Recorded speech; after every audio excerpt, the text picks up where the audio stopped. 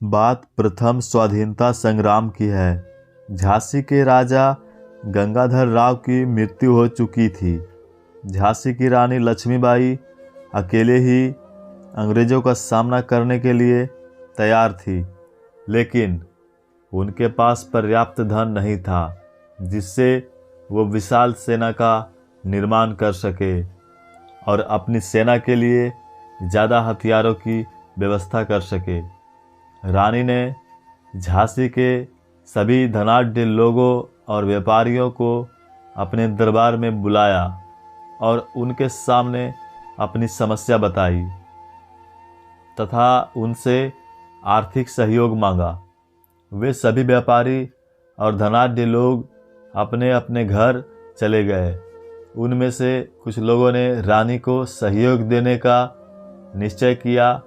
ज़्यादातर दूसरे लोगों ने रानी की बजाय अंग्रेज़ों के पक्ष का सहयोग करना बेहतर समझा, क्योंकि अंग्रेज़ ज़्यादा मजबूत थे और उन्होंने अपने सहयोगियों को इस बात का आश्वासन दिया था कि वे अपने सहयोगियों से उनका धन नहीं छीनेंगे।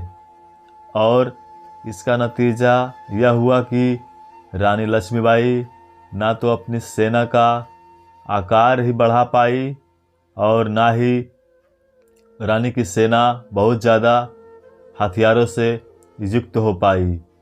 जब रानी लक्ष्मीबाई और उसकी सेना की लड़ाई अंग्रेज़ों से शुरू हुई तो उन्होंने अंग्रेज़ों से वीरता से लड़ाई लड़ी, लेकिन छोटी और कमज़ोर सेना अंग्रेज़ों से पराजित हो गई।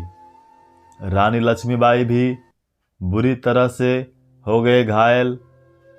घायल रानी को उनके कुछ वफादार सैनिक बैलगाड़ी से युद्ध क्षेत्र से दूर एक झोपड़ी में ले गए। रानी को अपनी मृत्यु का एहसास हो चुका था। रानी ने कहा, मेरी मृत्यु के बाद झोपड़ी के साथ ही मुझे जला देना, ताकि मरने के बाद भी अंग्रेज मेरी लाश को भी हाथ ना लगा पाए। रानी वीरगति को प्राप्त हुई। रानी के कहे अनुसार उसे झोपड़ी के साथ रानी की चिता जला दी गई। युद्ध में झांसी की हार हुई और अंग्रेज़ों ने झांसी पर कब्जा कर लिया। अगर उन धनाढ्य लोगों ने लक्ष्मीबाई की मदद की होती तो अंग्रेज हार जाते और प्रथम स्वाधीनता संग्राम का परिणाम कुछ और ही होता।